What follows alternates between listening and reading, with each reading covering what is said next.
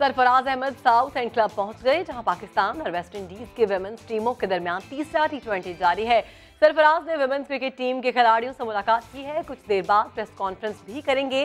इसी पर मौजूद है शुएब जट। शुएब, इस मुलाकात के हवाले से बताइएगा और प्रेस कॉन्फ्रेंस कब होगी और कहां पर होगी?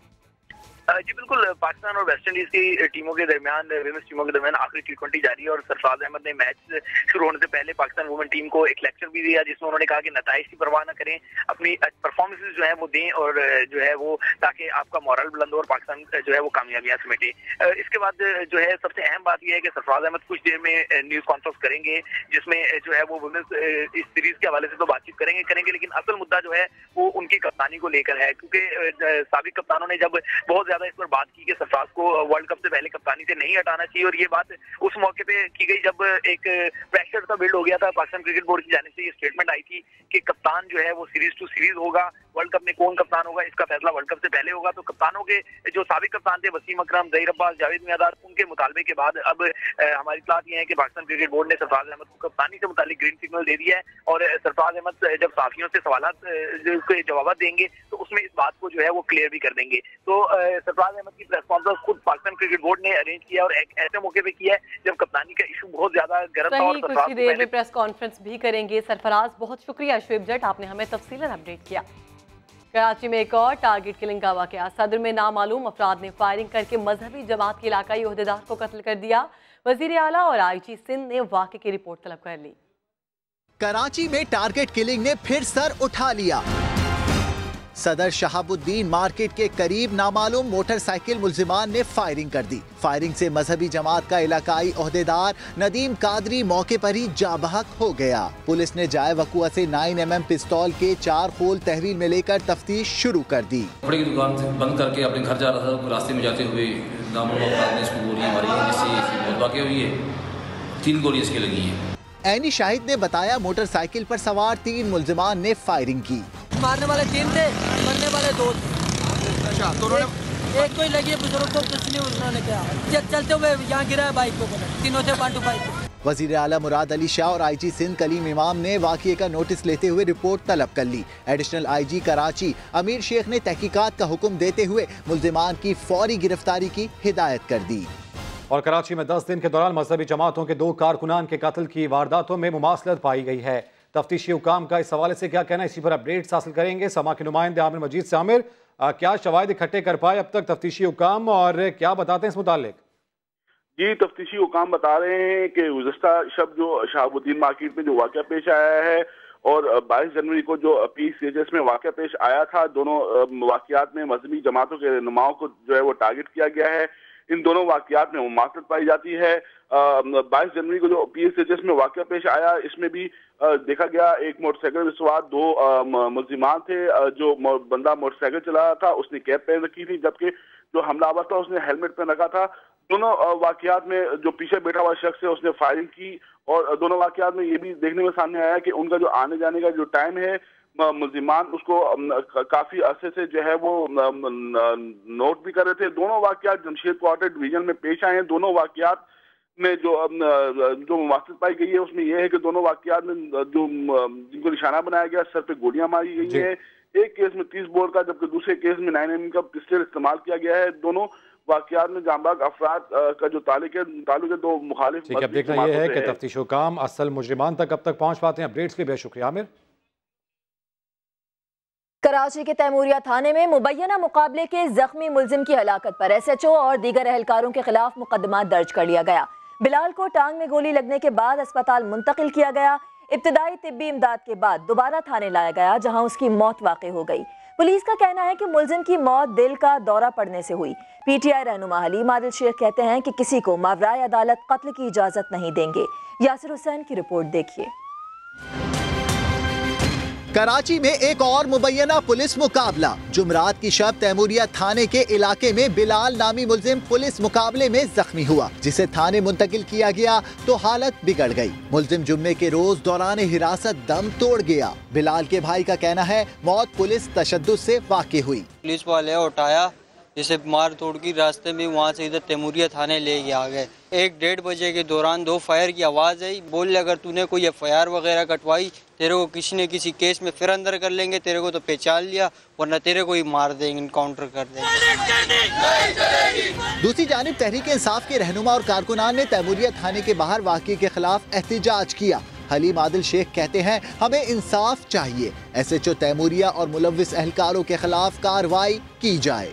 ये इंसाफ नहीं दिला सकते SHO के साथ, मतलब हम तो राजी हो गए थे कि ठीक है आप उसको सस्पेंड करें और उन दोनों को डिटेन करें, पुलिस वो करने को तैयार नहीं है। ये वही बंदे मारो बंदे मारो बंदे मारो, हाफ फ्राई फुल फ्राई, ये नहीं चलेगा।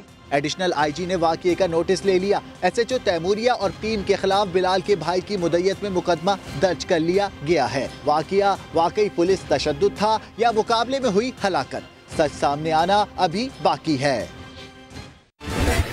जेल से अस्पताल, तफसील जानिए कुछ देर बाद। कराची के इलाके गुलशन इकबाल से ऑनलाइन टैक्सी ड्राइवर को गिरफ्तार कर लिया गया। इस पर इल्जाम है कि खातून को मोबाइल वापस करने के लिए 10,000 रुपए मांगे थे। इसी पर बात करेंगे, हमारे साथ मौजूद है हमारे नुमाइंदे सऊद बिन मुर्तजा। सऊद, क्या मौजूद है? जी बिल्कुल, गुलशन इकबाल में ऑनलाइन टैक्सी ड्राइवर की चोरी का एक और वाकया सामने आया है, जहां पर गुज़िश्ता रोज एक खातून ने क्लिफ्टन से ये टैक्सी बुक कराई और उसके बाद गुलशन में जब वो उतरी तो अपना मोबाइल फोन, कीमती मोबाइल फोन गाड़ी में भूल गई थी, जिस पर उन्होंने जब टैक्सी ड्राइवर से रब्ता किया तो उसने 10,000 रुपए SSPs का कहना है कि मुतालबा किया है कि उसके एवज ये मोबाइल वापस करेगा, जिसकी इतला पर पुलिस ने बर वक्त कार्रवाई करके इस टैक्सी ड्राइवर को गिरफ्तार कर लिया और उसके खिलाफ मुकदमा दर्ज कर लिया और इस हवाले से मजीद तहकीकात की जा रही है। सही, बहुत शुक्रिया, आपने हमें अपडेट किया साउद।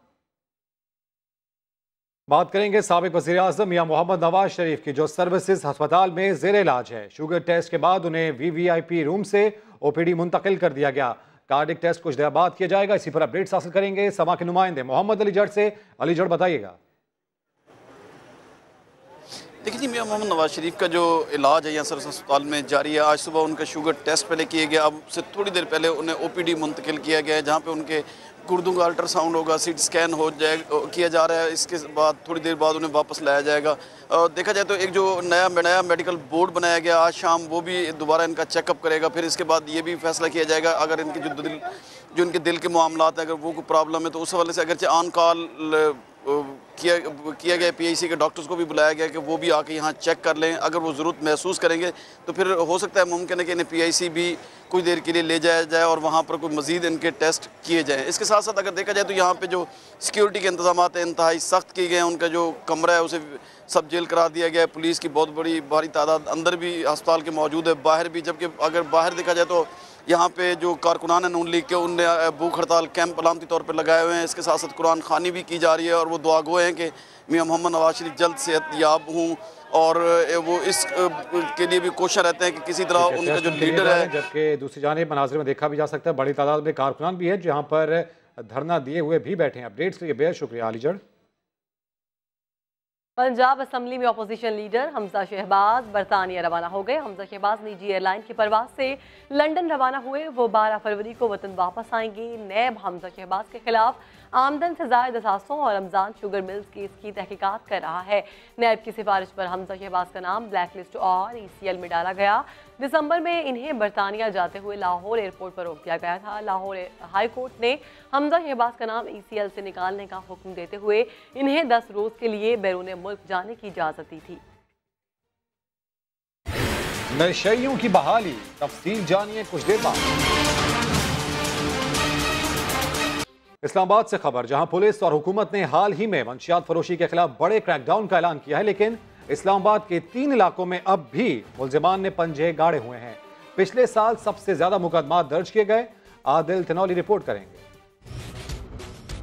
सिर्फ पाकिस्तान ही नहीं बल्कि दुनिया के खूबसूरत शहरों में शामिल यह है दारुल हुकूमत इस्लामाबाद, जिसकी दिलकश फिजा में जीने वाली नौजवान नस्ल की रगों में बरसों तक मनशियात का जहर उतारा जाता रहा। नशे की लत इस हद तक फैल चुकी थी कि तलबा और ख्वातीन भी इसकी लपेट में आ गए। हुकूमत को इसके खिलाफ मुहिम का ऐलान करना पड़ा। ड्रग माफिया है, चाहे वो इंसानों को और बेआसरों को और वल्नरेबल पाकिस्तानियों की, मेरे और आपके आने वाले मुस्तकबिल की इज्जतों और मुस्तकबिल से जो खेलने वाले हैं, उनके खिलाफ ऐसा क्रैकडाउन है इंशाअल्लाह। IG ने भी मनशियात फरोशों के खिलाफ कमर कस ली। पुलिस को इस धंधे में चंद तलबा के मुलव्वस होने का भी इल्म हुआ जो तालीमी इदारों तक इस नशे को फैलाते थे। डिमांड एंड सप्लाई का है। हम इस वक्त सप्लाई चेन पे पूरा हमने चाबी दी हुई है और डिमांड पे कमी का ये जो तरीका है मैं समझता हूँ सबसे ज़्यादा है। ये कंटिन्यूस प्रोसेस रहेगा। I will going to other institutions talking to the young people. हुकूमत की चलाई गई मुहिम अपनी जगह, लेकिन इस्लामाबाद में मनशियात फरोशी के वाकयात बढ़ते जा रहे हैं। 4 साल के दौरान 3,500 से ज्यादा केस रिपोर्ट हो चुके हैं। 3 इलाके इस घिनौने धंधे के गढ़ मालूम होते हैं।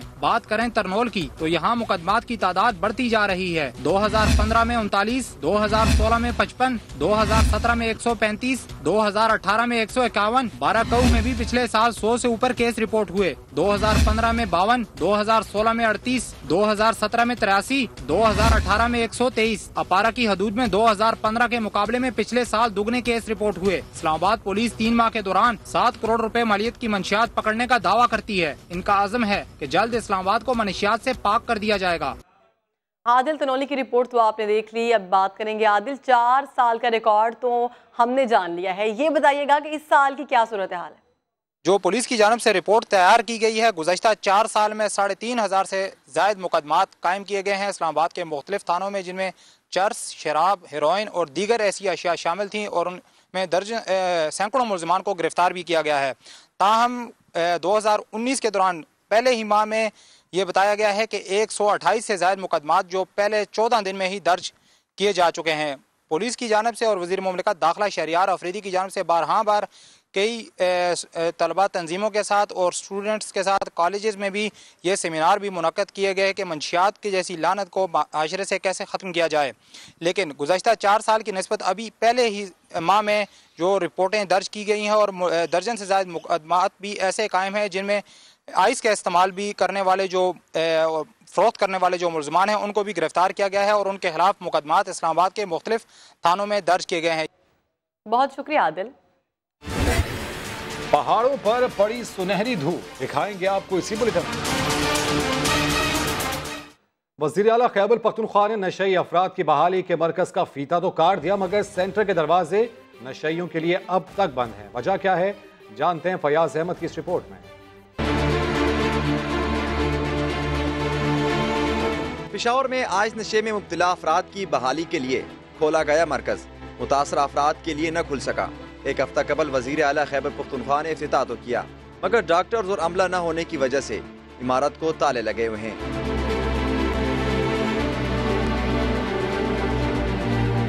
मुतल्लिक़ हुकाम के मुताबिक सेंटर के अमले की तैनाती में कुछ अरसा लगेगा। बहाली मरकज शुरू न होने पर शहरियों ने भी हुकूमत को आड़े हाथों लिया। तो जाके देख सकते हैं अभी तक सब लॉक्स हैं। अभी जब तक यहाँ पे अमला नहीं आएगा, डॉक्टर्स नहीं आएंगे, अगर पेशेंट आ जाता है तो पेशेंट क्या ये आके बाहरी चमन में बैठ के यहाँ से चला जाएगा। आइस ड्रग के नशई अफराद के लिए खोला गया ये खैबर पख्तूनख्वा का पहला बहाली मरकज है। कैमरामैन कामरान खान के साथ फयाज अहमद, समा, पेशावर। यकबस्ता हवाओं ने कराची का मौसम मजीद सर्द कर दिया, लेकिन महकमा मौसमियात का कहना है कि सर्दी अब चंद दिन ही की मेहमान है। ऐसे में सोनिया शहजाद साहिल पर पहुंची हैं, उनसे मजीद अपडेट्स हासिल करेंगे। सोनिया, तो किस तरह एंजॉय कर रहे हैं बची कुची सर्दी को शहर कायद वाले?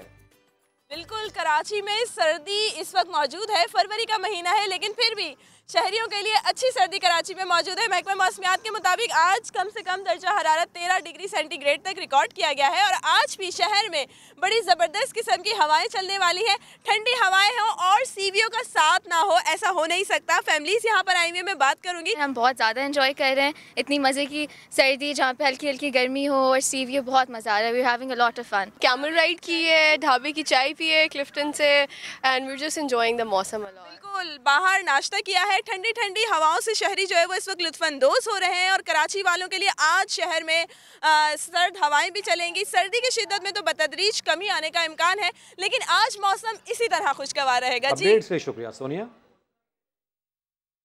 जिक्र हो रहा है मौसम का और आज है संडे, तो संडे को फंडे मनाने के लिए लोगों की बड़ी तादाद मलिका कोसार पहुंच गई है। मरी में क्या सूरत हाल है, जानेंगे जफर इकबाल से। जफर, बताइएगा सुहाने मौसम और हसीन नज़ारों को कैसे एंजॉय कर रहे हैं सैयाह? जी, मरी में बर्फबारी का सिलसिला थमने के बाद पिछला 2 रोज से यहाँ का मौसम साफ है और आज सूरज निकलने के बाद यहाँ जो है सर्दी की शिद्दत में कुछ कमी वाक़या हुई है और दर्जा हरारत जो है वह मनफी से निकलने के बाद 1 तक जा पहुँचा है। और आज संडे को फंडे मनाने के लिए भी सयाहों की एक बहुत बड़ी तादाद इस पर भी मरी पहुंच रही है। आप देख सकते हैं कि गाड़ियों की लंबी लंबी कतारें लगी हुई हैं और सयाह बड़ी तादाद में इस पर भी मरी पहुंच रहे हैं।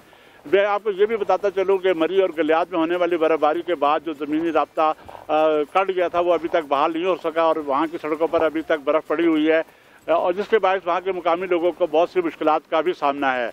मरी वेदर अपडेट सिस्टम के मुताबिक आइंदा 2 रोज़ तक मौसम इसी तरह रहेगा, जिसके बाद यहाँ पर बर्फबारी का एक नया स्पेल आएगा और इस दौरान मरी और गलियात में अच्छी बर्फबारी देखने को मिलेगी। जी, कौमी क्रिकेटर सरफराज अहमद इस वक्त प्रेस कॉन्फ्रेंस कर रहे हैं।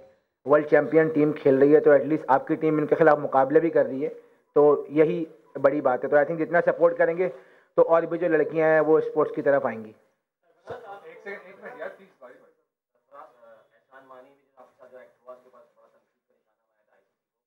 आप कितना गुस्सा हैं आईसीसी पे जिन्होंने आपके साथ इस तरह किया और 4 मैच? नहीं देखिए, आई थिंक जो बोर्ड का स्टांस है वो आई थिंक बोर्ड वालों को ज़्यादा बेहतर पता है कि उन्होंने क्या स्टांस लेना। ठीक है, जो जितना हम लोग कर सकते थे, जितना हमने किया वहाँ पे ऑब्वियसली अगर मैंने गलती की थी तो गलती को माने और जो जो चीज़ हमारी रिक्वायरमेंट थी उस वक्त, जो आईसीसी की रिक्वायरमेंट थी वो हमने की। आई थिंक जो पीसीबी का स्टांस है वो आई थिंक उस बारे में पीसीबी ज़्यादा बेहतर बता सकता है। नहीं, गुस्सा नहीं है, गुस्सा तो उन लोगों को न चाहिए जिन्होंने इस चीज़ को उछाला है। और सरफराज 2 सवाल करना चाहूँगा। पहला सवाल ये कि कैप्टन होगा, पहले जो आप पाकिस्तान टीम की कप्तानी कर रहे थे क्या आपसे कहा जाता था कप्तानी करने के लिए? और दूसरा सवाल ये कि जब वापस आएंगे इंशाल्लाह आप पाकिस्तान टीम में, तो हम आपको खामोश देखेंगे या इसी तरह बोलते रहेंगे विकेटों के? देखिए, एक तो पहला आखिरी जवाब को पहले दे दूँगा कि जो मेरी नेचर है वो कभी चेंज नहीं हो सकती। चाहे जो लोग मुझे बचपन से जानते हैं, आप लोग यहाँ भी खेले, आप लोगों ने मुझे क्लब क्रिकेट से कवर किया है, चाहे मेरे कोच अंडर 19 के टीम का वर्ल्ड कप भी जीता था, तो मैं कप्तानी ऐसे ही करता था। तो ये मेरी नेचर है कि मैं पीछे से बोलता रहता हूँ, बैक करता रहता हूँ। तो अगर मैं अपनी नेचर से हट जाऊँगा तो शायद मेरा गेम भी हो सकता है कि शायद उसमें फ़र्क आ जाए। तो एक मेरी नेचर है, तो कोशिश करूँगा कि जो चीज़ें हुई हैं ये चीज़ें आगे ना हो, लेकिन जिस तरीके से मैं अपनी टीम को बैक करता हूँ और वो बैक करता रहूँगा इंशाल्लाह अगर मुझे आगे मौका मिलता है। और जहाँ तक रही बात कप्तानी की, तो देखें मुझे नहीं मालूम कि अभी ऐसा क्या है क्या नहीं, लेकिन ऐसा ही होता शुरू से चला आया कि सीरीज टू सीरीज जो है कप्तान अनाउंस होता है, तो हम लोग वैसे ही खेलते चले आए, इंशाल्लाह आगे भी खेलते रहेंगे। पाकिस्तान टीम की कप्तानी बहुत बड़े एजाज की बात है। एक जुमले से शुरू होने वाली बात जो है वो यहाँ तक पहुँचती है कि कुछ लोग खिलाड़ी आपके साथ खेलना नहीं चाहते और वो शोएब मलिक के साथ कप्तानी में बड़ी जान मार रहे हैं। तो इस किस्म की खबरें पाकिस्तान की टीम के ड्रेसिंग रूम और कप्तान के लिए कितनी नुकसानदेह होती है? देखिए, पहले एक चीज़ तो मैं क्लियर कर दूंगा। देखें, यहाँ पे जब ये इंसिडेंट हुआ सारा, तो सिर्फ एक वर्ड को लेके जो है ना वो काफ़ी सारा जो है वो इशू बनाया गया। अगर मुझे उसको रेसिस्ट कहना होता या मुझे उसको कोई टॉन्टिंग करनी होती, तो कि ये जो है पहले मैं इस बारे में बात नहीं हो पाई एयरपोर्ट पर जब भी आए, तो मैं आपको बताना चाहूँगा जब मैं उनसे मिला भी, तो जब उन्होंने उनसे बात हुई, जब मैं उनसे ये सॉरी करने के लिए गया कि यार मैंने आपको ये वर्ड ज़रूर बोला है, तो उन्होंने बोला कि ठीक है आपने मुझे ये वर्ड जो है जो इस्तेमाल किया वो तो ठीक है, लेकिन आपने मेरी मदर के बारे में जो है वो गलत अल्फाज इस्तेमाल किए। क्योंकि मीडिया में सिर्फ काले ही वर्ड्स को जो है वो ज़्यादा उछाला गया कि रेसिस्ट कर दिया, गैर अखलाकी हरकत कर दी, बदने गैर इंसानी हरकत कर दी। तो ऐसा होता तो मैं उसको पूरे कंटेंट के अल्फाज में उसको ये कहता। तो मैंने उसको समझाया कि एज अ मुस्लिम जो है वो हमारा ये बिलीव होता है, और अगर मैं आपके सामने आज यहाँ बैठा हूँ, पाकिस्तान का कप्तान हूँ, तो या हमारा कोई भी प्लेयर आज टीम में खेला तो आज हम लोग अपनी माओ की दुआओं की वजह से यहाँ पे मौजूद है। तो मेरा कंटेंट यही था। ठीक है, मैंने आपको वर्ड का उसकी मैं आपसे माफ़ी मांगने आया हूँ, लेकिन आपकी माँ के बारे में मैंने कोई गलत अल्फाज इस्तेमाल नहीं किए। फिर हमने उसको अपने इस्लामिक तरीके से उसको एक मिसाल भी दी। तो उनके मैनेजर भी जब बैठे हुए थे मूसा जी, तो उन्होंने भी इस चीज़ को कहा कि हाँ बिल्कुल ये इसी तरीके से ये इस्लाम में ऐसा ही होता है। तो यही वजह थी। फिर उन्होंने बोला ओके, मैं समझा कि शायद जो कि यही प्रिटेंड किया जा रहा था कि मैंने उस वर्ड को लेके ज़्यादा शोर मचाया गया। अगर मेरा पूरा कंटेंट देखते तो उसमें ऐसा कुछ भी नहीं था, बस वो एक वर्ड था, वो स्लिप ऑफ टंग। आपको पता है कि हमारे यहाँ नॉर्मल ये बात जो है वो निकल जाती है, तो बस वो थी, उसकी चीज़ की गलती हुई तो वो सारा हो गया। लेकिन और जहाँ तक रही बात कि शोएब भाई कप्तानी में खेलना चाहते हैं, नहीं ऐसा कोई बात नहीं है। जितने भी लड़के हैं सारे बहुत अच्छे हैं और सब एक दूसरे को सपोर्ट करते हैं। मैं नहीं समझता कि ऐसी कोई बात है।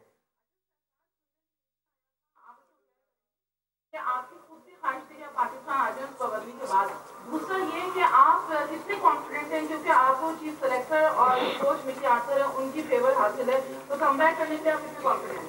देखिए, इंशाल्लाह उम्मीद है कि कमबैक तो होगा इंशाल्लाह। अल्लाह ने चाहा तो इंशाल्लाह चीज़ें सारी अल्लाह की तरफ से होती हैं, और ये जो भी चीज़ हुई है ये अल्लाह की तरफ से, ये हो सकता है इसी में कोई बेहतरी होगी। और इंशाल्लाह उम्मीद है कि अल्लाह ने चाहा तो टीम में कमबैक ज़रूर होगा। और दूसरा क्या था आपका कि वापस आना चाहिए। देखिए, जब बात है कि जब 4 मैचों का बैन लग जाता है तो आपका वहाँ पे रहना जो है, आप 4 मैचों का आपका बैन है, आप 4 मैच आप टीम के साथ ट्रैवल करेंगे। और मैं समझता हूँ कि आई थिंक पिछले 5 महीने से आप टीम के साथ ट्रैवल कर रहे हैं, बहुत ज़्यादा हेक्टिक हो जाता है। क्योंकि अगर हम 6 तारीख को वहाँ मैच ख़त्म होता, 7 तारीख को यहाँ पे आते हैं और फिर 9 या 10 को हमने PSL के लिए चले जाना था। तो ऐसे नहीं समझता कि कोई ऐसी चीज़ है, आई थिंक मैं समझता हूँ कि रेस्ट मिल गया वो ज़्यादा अच्छा है। अब आपका कैप्टनसी का वनडे T20 का क्लियर हो गया। जब सीरीज खत्म हुई थी तो कुछ खबरें आई थी इस हवाले से कि आपने टेस्ट कप्तानी छोड़ने का कोई फैसला कर लिया, क्या कुछ ऐसा फैसला है इसके बारे में सोचा है कुछ? देखें अभी तो टेस्ट क्रिकेट बहुत दूर है, तो उस पर बात करना मैं नहीं समझता कि बेहतर रहेगा, क्योंकि 8 महीने के बाद है, उससे पहले हमारी ऑस्ट्रेलिया की सीरीज़ है, फिर वर्ल्ड कप है, फिर उसके बाद समझ लें एक नया दौर दोबारा जो है वो स्टार्ट होगा। तो अभी टेस्ट सीरीज पे बात करना आई थिंक मैं नहीं समझता कि बेहतर है। जैसे कि आगे इंसान गलती करता है, आपने गलती का इतराफ़ भी किया और बड़ी अच्छी बात रही कि बोर्ड ने आपको बहुत सपोर्ट किया। अदर हैंड के ऊपर पूरी कौम आपके साथ थी, कैसे देखती हैं? नहीं बिल्कुल, बहुत बहुत शुक्रिया अदा करूंगा मैं पाकिस्तान क्रिकेट बोर्ड का कि उन्होंने जिस तरीके से इस केस को हैंडल किया और जिस तरीके से भरपूर सपोर्ट किया मुझे, और जो भी रिक्वायरमेंट थी वो बहुत ज़बरदस्त। पीसीबी का बहुत शुक्रिया ऑब्वियसली, और आवाम की तो हमेशा सपोर्ट रही है। जितना भी हमेशा हर वक्त में मुश्किल वक्त में उन्होंने सपोर्ट किया और इस वक्त में भी सपोर्ट कर रहे हैं, तो उनका बहुत बहुत शुक्रिया। सवाल है कि वर्ल्ड कप में आप कप्तानी करना चाहेंगे, आप कप्तान होंगे, इसका जवाब दे दें। दूसरी बात ये कि आपकी इंडिविजुअल परफॉर्मेंस को लेके बहुत ज़्यादा तनकीद की जाती है। टीम में और भी बहुत सारी खिलाड़ी हैं, चाहे आमिर हो और बहुत सारे जो परफॉर्म नहीं कर पाते, तो थोड़ा सा आप समझते हैं कि आपको दबाव में लेने की कोशिश होती है टारगेट करके परफॉर्मेंस को खासतौर पर लेके, क्योंकि कप्तानी तो आपकी अच्छी जा रही है और कप्तान होंगे? देखिए इंशाल्लाह अल्लाह ने चाहा तो बिल्कुल, इंशाल्लाह उम्मीद पर दुनिया कायम है, और अल्लाह ने चाहा तो देखें फैसला क्रिकेट बोर्ड ने ही करना है, लेकिन मुझे पॉजिटिव वाइब्स हैं। इंशाल्लाह उम्मीद है कि इंशाल्लाह वर्ल्ड कप में जरूर कप्तान हूँगा, बाकी अल्लाह मालिक है। और जहाँ तक रही परफॉर्मेंस की बात, तो ऐसा नहीं है कि सिर्फ मुझे टारगेट करते हैं। ठीक है, अगर मैं परफॉर्मेंस ख़राब कर रहा हूँ तो आप देख लें परफॉर्मेंस आप सबके सामने, ओवरऑल परफॉर्मेंस अगर पूरा मेरी विकेट कीपर बैट्समैन के ऐसे से आप मेरी परफॉर्मेंस निकालेंगे तो आप सबके सामने अभी भी वर्ल्ड रिकॉर्ड बने, तो वो भी मेरी परफॉर्मेंस में ही काउंट होता है।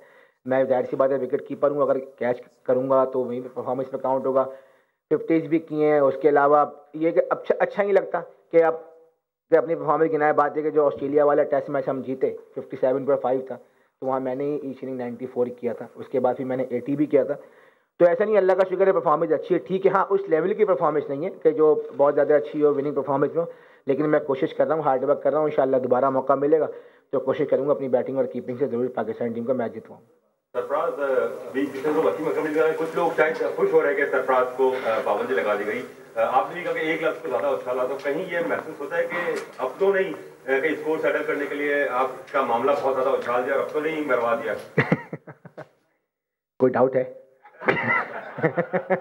क्योंकि बात ये है कि देखें मैं साउथ अफ्रीका में था, मैं वहाँ पे उस सिलसिले वाक़ई के बाद 3-4 दिन रहा, तो मुझे ऐसी कोई चीज़ वहाँ पे नज़र नहीं आई, और ना मैं प्रेस कॉन्फ्रेंस में भी गया तो वहाँ भी ऐसा कुछ चीज़ें नज़र नहीं आई।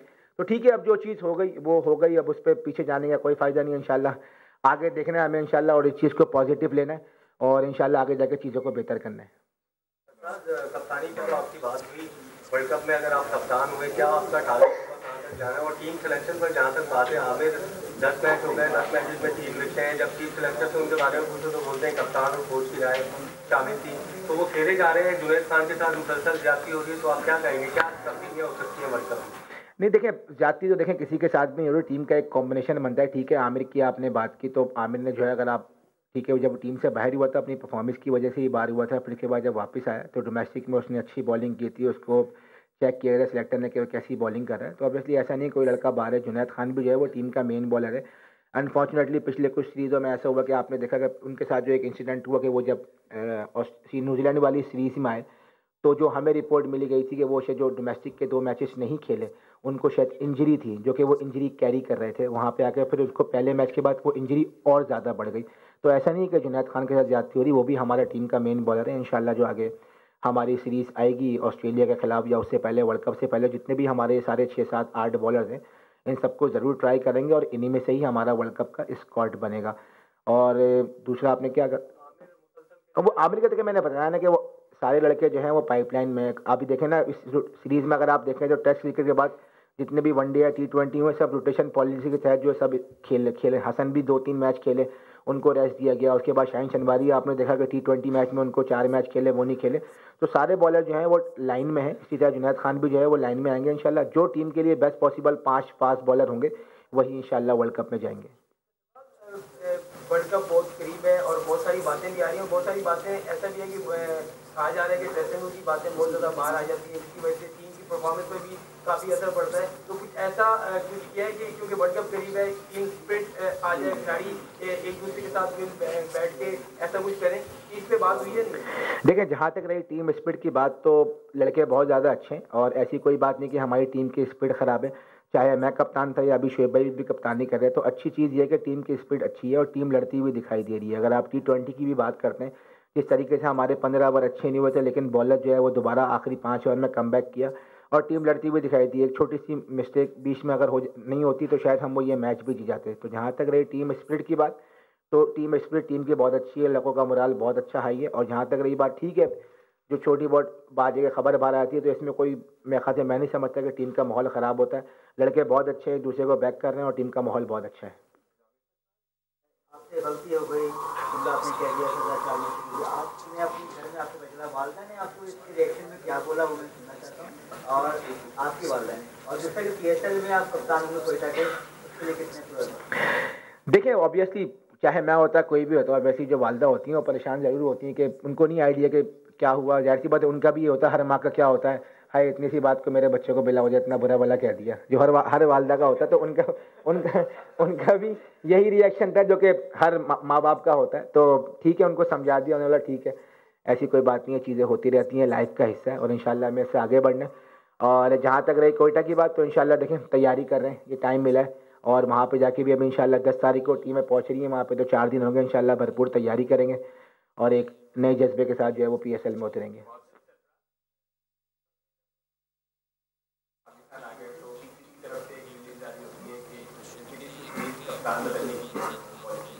तो यहाँ पाकिस्तान में तमाम शायकीन में आपके मसलाओं में भी थोड़ी सी पैनिक हो गए, सारे वर्ल्ड कप में कप्तान होंगे कि नहीं, क्या आपकी काम से कोई इस तरह बात हुई है? और क्लियरली बता दें कि आप वर्ल्ड कप में कप्तान होंगे। बस मैं यही कहूँगा कि जो लोग मुझे चाहते हैं या जो मुझे देखना चाहते हैं पाकिस्तान टीम में या एज अ कैप्टन देखना चाहते हैं, बस दुआ करें, इंशाल्लाह चीज़ें अभी भी अच्छी हैं और इंशाल्लाह आगे भी अच्छी ही होंगी। इंग्लैंड में कुछ हिस्सा रमजानों का भी है, तो कितने ज़्यादा पुरोमीद हैं ये जीतेंगे? सेकंड ये कि शोएब अख्तर को लेकर आपने एक बात कही कि उन्होंने आपको कुछ कहा, आपने उन्हें कहा कि काफ़ी तनकीद कर रहे हैं, तो वो बात कहाँ से पहुँची, कोई रास्ते वगैरह हुए? कल मैं इज्तिमा में गया था तो मुझे सईद भाई ने काफ़ी अच्छे से समझा दिया। तो ठीक है, जो चीज़ें हो गई उनके, मेरे दिल में कोई बात नहीं है, ना पहले थी ना अभी है। अगर उनके दिल में कोई बात होगी तो माफ़ करें, दरगुजर करें और पाकिस्तान टीम को सपोर्ट करें। मैं भी पाकिस्तान टीम से खेलता हूँ, तो मुझे भी सपोर्ट करेंगे तो इंशाल्लाह चीज़ें बेहतर हो जाएंगी। और जहाँ तक रही बात वर्ल्ड कप की, तो देखें रमज़ान जो है वो पाकिस्तानी क्रिकेट के लिए जो है वो बहुत इंपॉर्टेंट रहा है हमेशा से, चाहे वो 92 का वर्ल्ड कप ले लें या वो चैम्पियंस ट्रॉफी ले लें। तो इंशाल्लाह लड़के अपनी मेहनत तो करेंगे, लेकिन रमज़ान भी इंशाल्लाह अपना काम दिखाएगा।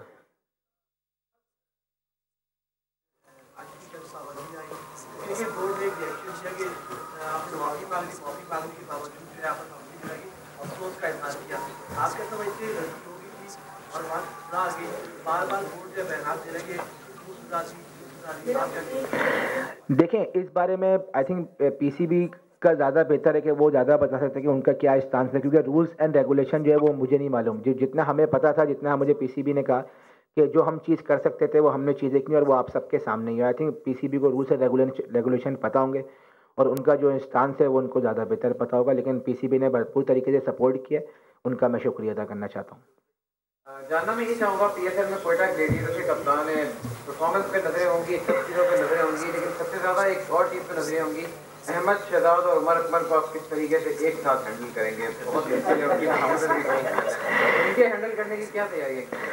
नहीं, देखिए मैं उनके साथ खेल चुका हूँ और दोनों के साथ मैंने ड्रेसिंग रूम शेयर किया है और दोनों बहुत अच्छे प्लेयर हैं और मुझे तो खुशी इस बात की है कि दोनों पाकिस्तान के जो टॉप प्लेयर्स हैं वो दोनों हमारी टीम से खेलेंगे और हम कोशिश करेंगे कि उन दोनों से भरपूर फ़ायदा उठाएं। और जहाँ तक रही बात हैंडल करने की, तो मुझे ऐसा कभी भी कोई इशू नहीं हुआ। दोनों जो हैं मेरी कप्तानी में भी खेलें तो मुझे कभी भी कोई प्रॉब्लम नहीं हुई। अहमद उससे पहले हमारे साथ 2 साल भी खेल चुके हैं, तो मुझे तो खुशी इस बात की कि दोनों पाकिस्तान के टॉप प्लेयर्स हमारी टीम में मौजूद हैं और मैं समझता हूँ कि इंशाल्लाह कोयटा के लिए इस बार ज़रूर अच्छा होगा इन दोनों के होने से। सरफराज, आपकी क़यादत में पाकिस्तान ने मुसलसल 11 मैचेस जीते T20, उसके बाद हम गोले का चुका और पाकिस्तान की हार गई। आपकी क्या फीलिंग थी? आपने घर में बैठकर मैच देखा और एक तस्वीर सोशल मीडिया पर वायरल हुई, आप बैठे हुए सोफे पे और मैच देख रहे हैं हंसे हुए कल जुबैर भाई शादी में बैठे हुए थे, कह रहे हैं यार तुम्हारी तस्वीर लगी है। मैंने कहा जुबैर भाई सोशल मीडिया का दौर है, वो तस्वीर जो है किसी ने एडिट की हुई है, मेरी तस्वीर नहीं है। मैंने बोला तो बात रही दूसरी के, देखें टीम ने अच्छी फाइट की, अच्छी चीज़ ये कि टीम लड़ती हुई नजर आई है, टीम लड़ती हुई नजर आना चाहिए। सबसे इंपॉर्टेंट यही है कि आपकी टीम फाइट करती हुई नजर आए। 200 का टारगेट जो है वो आसान नहीं था बिल्कुल भी, और जिस तरीके से टीम ने स्टार्ट किया, टीम लड़ती हुई दिखाई दी, तो सबसे खुशाइन बात यह कि टीम लड़ी। यही इंपॉर्टेंट मैटर चीज़ है कि टीम लड़ती हुई दिखाई देनी चाहिए। ठीक है, रिजल्ट आगे पीछे हो सकता है और रिकॉर्ड बनते ही टूटने के लिए हैं, तो कोई ऐसी बात नहीं है। पहले भी हमने बनाया था, फिर उसको तोड़ा, फिर हमने दोबारा बनाया। इंशाल्लाह अल्लाह ने चाहा तो दोबारा इसको आगे बना देंगे। और बस ये नए ख्वाहिशात है टीम के साथ। इंशाल्लाह टीम हमारी अच्छी है और इंशाल्लाह ज़रूर अगले 2 मैचों में कमबैक करेगी।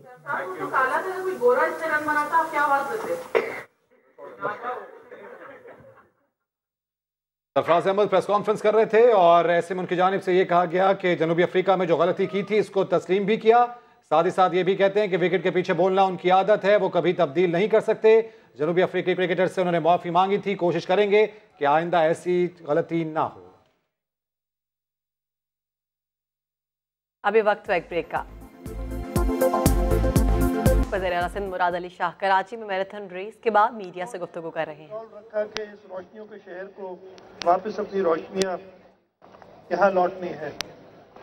ये मैराथन के इनेकाद पे एक बार फिर मैं मुबारकबाद देता हूँ, और जो सारे स्पॉन्सर्स हैं, मुझे कमिश्नर साहब ने बताया कि सब स्पॉन्सरशिप पे हुआ है, और ख़ास तौर पे National Bank of Pakistan, Sindh Sports Board, Arts Council of Pakistan, Pepsi Cola, Nestle, Karachi Eat, Essa Laboratories, CPLC, Super Sawari, Careem, DGQ और सोशल जंक्शन, इनका जिक्र करना ज़रूरी समझता हूँ। लेकिन इसकी असल कामयाबी कराची के लोगों की, कराची के शहरियों की कामयाबी है। मुझे खुशी हुई यहाँ पे। वज़ीर-ए-आला सिंध मुराद अली शाह कराची में मैराथन रेस के बाद मीडिया से गुफ्तगू कर रहे थे। ब्रेक के बाद हाजिर होंगे हेडलाइंस के साथ। आप देखते रहिए समा।